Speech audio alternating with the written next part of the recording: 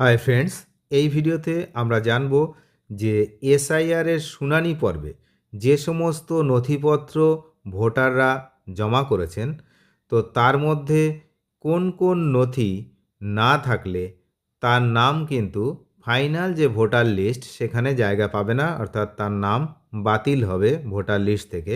বিস্তারিত এই ভিডিওতে আমরা জানব।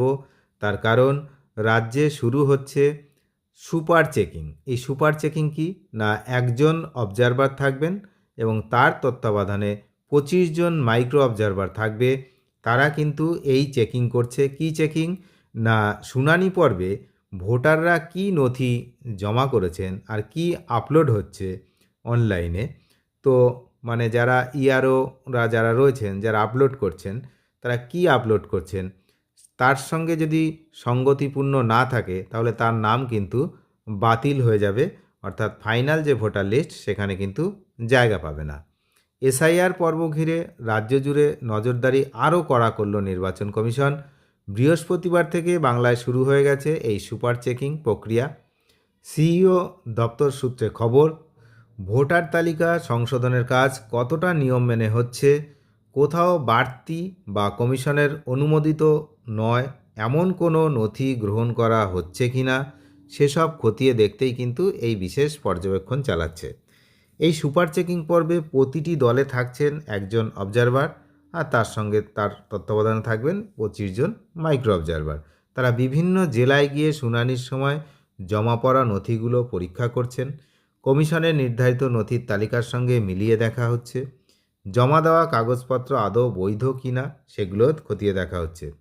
শুরুর দিনেই কমিশনের নজরে এসছে একাধিক অসঙ্গতি। বুঝতেই পারছেন যে এই অসঙ্গতিগুলো আসছে বলেই কিন্তু বেশ কিছু নাম ভোটার তালিকা থেকে বাদ যেতে চলেছে। জানা গিয়েছে কমিশনের নির্ধারিত তালিকার বাইরেও বহু নথি জমা পড়েছে।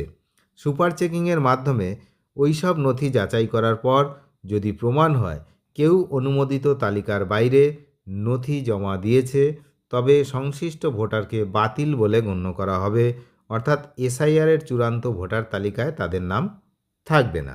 এখন অনুমোদিত যে নথিগুলোর কথা বলা হয়েছিল, যে 11টি নথি, পরে আরও 2-1টা বাড়িয়েছিল, তো সেই সমস্ত নথিগুলোর মধ্যেই জমা করতে হবে।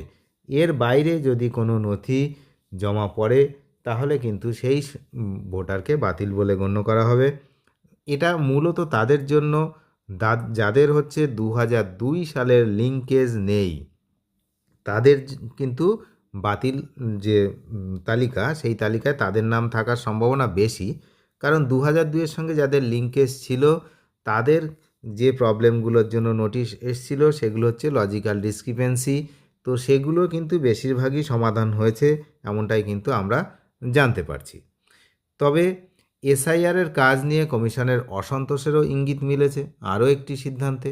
কারণ আগামীকাল অর্থাৎ শুক্রবার উত্তর ও দক্ষিণ 24 পরগনার এসআইআর সংক্রান্ত কাজ নিয়ে বৈঠকে বসছেন কিন্তু নির্বাচন কমিশন। এই দুই জেলার অগ্রগতি নিয়ে সন্তুষ্ট নয় কমিশন বলে এমনটাই কিন্তু জানা যাচ্ছে। এই পরিস্থিতিতে বৃহস্পতিবার বাংলায় পৌঁছেছেন রোল ইনচার্জ সঞ্জয় কুমার, যিনি ডেপুটি ইলেকশন কমিশনার। 3 দিন তিনি রাজ্যে থাকবেন।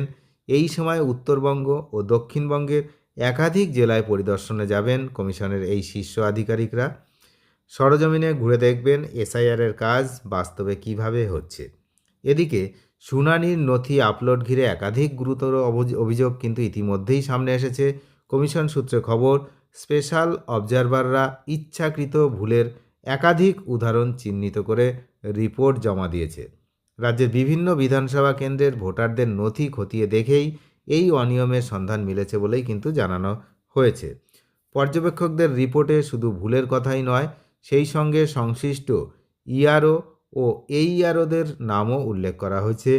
কী ধরনের অনিয়ম হয়েছে তা বিস্তারিত ব্যাখ্যাও কমিশনের কাছে তুলে ধরা হয়েছে, এমনটাই কিন্তু জানা যাচ্ছে উত্তর কলকাতার একটি বিধানসভা কেন্দ্রের ইআরওর বিরুদ্ধে এমন অভিযোগ উঠেছে যে পর্যবেক্ষকদের নজরে এমনটাও এসেছে যে শুনানিতে উপস্থিত এক ভোটারের ক্ষেত্রে যাচাই করা নথি হিসাবে পাসপোর্টের উল্লেখ করা হলেও আপলোড করা হয়েছে আধার কার্ড ও প্যান কার্ডের ছবি। অথচ পাসপোর্টের কোনো ছবি আপলোড করা হয়নি। সুতরাং বোঝাই যাচ্ছে যে শুধু আপনার ভুল নয়, যারা কাজ করছেন তাদের ভুলের জন্যও কিন্তু আপনার নাম তালিকার বাইরে বেরিয়ে যেতে পারে। ওই ভোটারের আলাদা করে ছবি তোলার বিষয়টিও কিন্তু নথিভুক্ত করা হয়েছে। পর্যবেক্ষকদের দাবি, এই ধরনের ভুল নিছক অসাবধানতা তাই নয়, তাদের মতে ইচ্ছাকৃতভাবেও ভুল নথি আপলোড করা হয়েছে। সব মিলিয়ে ভোটার তালিকা সংশোধন ঘিরে কমিশনের নজরদারি যে আরও করা হচ্ছে সেটা কিন্তু স্পষ্ট। সুতরাং যে নথি আপনি দিচ্ছেন সেই নথি ঠিকঠাকভাবে আপলোড হচ্ছে কিনা, বা যেটা দিচ্ছেন সেটাই আপলোড হচ্ছে কিনা, বা যেটা আপলোড হচ্ছে আপনাকে সেই রিসিপ্ট দিচ্ছে কিনা, সে সব কিছুর উপরে কিন্তু নির্ভর করছে। বিশেষ করে যাদের 2002-এর সঙ্গে লিঙ্কেজ নেই, আমি বারবার বলছি, যাদের 2002-এর সঙ্গে কোনো লিঙ্ক পাওয়া যায়নি তাদের ক্ষেত্রেই কিন্তু এই যে ফাইনাল ভোটার লিস্ট সেখানে যে নাম উঠবে তাদের জন্যই বেশি প্রবলেমেটিক। আর যাদের 2002-এর সঙ্গে কোনো না কোনোভাবে লিঙ্ক রয়েছে তাদের কোনো সমস্যা সেভাবে হচ্ছে না, এমনটাই কিন্তু আমরা জানতে পারছি। নিয়মিত আপডেট পেতে চ্যানেলে যারা নতুন তারা অবশ্যই চ্যানেলটিকে সাবস্ক্রাইব করে সঙ্গে থাকবেন। ধন্যবাদ।